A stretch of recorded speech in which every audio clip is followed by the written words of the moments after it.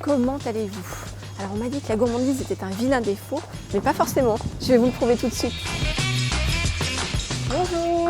Bonjour. Alors comme ça, vous êtes la première pâtisserie allégée en sucre. C'est ça. C'est l'idée qui est née il y a environ 3 ans dans la tête de Christophe, mon associé, qui est tombé diabétique à l'âge de 50 ans. Ah, et il était gourmand à côté de ça. Exactement. Du coup, en fait, vos gâteaux, ils permettent de pallier à la frustration des diabétiques et aussi des autres, comme moi, qui ont pas envie de prendre trop de kilos. C'est des gâteaux qui restent gourmands et qui ont du goût et qui sont là pour ne pas faire monter ou faire des pics glycémiques grâce au sucre qui a été diminué et remplacé par d'autres sucres comme le sucre de coco, le sirop d'agave.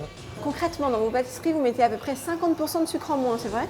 C'est une moyenne, il y a certains produits où on en a beaucoup moins, on a carrément enlevé 70% de sucre, et d'autres produits où on a dû en enlever que 30%, tout simplement par manque de goût. On a fait appel à un biologiste et un diététicien dans le but de calculer les valeurs nutritionnelles et de savoir quels produits utiliser pour pallier à ces pics glycémiques. J'aimerais bien voir comment vous fabriquez tout ça. Ben allons-y. L'entre du chef. Ah, on va cuisiner. C'est ça. Qu'est-ce qu'on va faire? Donc aujourd'hui on va finir des tartes citron. Ouais.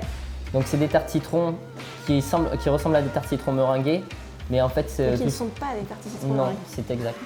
On a remplacé la meringue par un lait qu'on a gélifié à la pectine de fruits et qu'on fait foisonner. Donc on a quelque chose de très peu sucré avec très peu de matière grasse. Ça, c'est la crème de citron? C'est la crème citron. Donc c'est une crème avec 50% de sucre en moins. Donc il y a 30% de matière grasse en moins dans vos pâtisseries également? Oui, c'est à peu près ça. Donc on a enlevé du beurre. Oui, que vous remplacez par quoi? Alors dans certaines préparations, on le remplace pas, on en enlève. Et dans d'autres, on remplace par de l'huile de pépins de raisin, de l'huile de noisette. Oméga 3, oméga 6. Voilà, puis c'est surtout qu'on enlève une partie des acides gras saturés par des insaturés. Il y a plus de fibres aussi dans vos pâtisseries? Tout à fait. Donc dans la pâte sablée, comme celle-ci, on a rajouté un peu de son d'avoine pour rajouter des fibres et on est en farine semi-complète.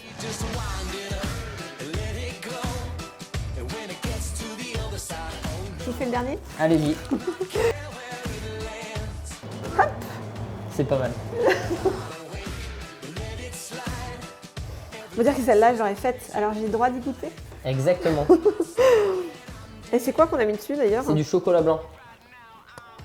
Sans sucre. Donc, chocolat blanc sans sucre. Oui, au maltitol. Moi, ça. Là, la robe, non c'est bon. Donc vos best-sellers, c'est quoi? Les best-sellers. La tarte citron. Exactement, la tarte citron, c'est sûr. Un gâteau au chocolat, le petit choc qu'on fait en haut. Et le Manhattan, un gâteau châtaigne mandarine. Et pour le chocolat, vous faites comment? Donc pour le chocolat, on a un chocolat avec une masse cacao beaucoup plus importante. Ah oui, la caverne d'Alibaba. C'est du chocolat, mais du vrai chocolat. Tout est en chocolat. C'est un chocolat sans sucre, à base de sucre qui provient du maïs, le maltitol. Et on a un taux de sucre très faible de environ 25%. Le reste, c'est une masse cacao. Donc c'est un chocolat avec un fort goût en cacao. À l'origine, c'est un projet pour les personnes diabétiques et en fait, on se rend compte que ça touche beaucoup plus de monde. 3 millions de personnes diabétiques en France. C'est ça. Et on se rend compte que ça touche les familles diabétiques, les personnes soucieuses de leur santé. Chez vous, on a le plaisir sans les effets secondaires, c'est ce que j'ai compris. Donc si c'est bon pour la santé, moi on reprend. Et puis nous, on se retrouve très vite pour les prochaines bonnes adresses.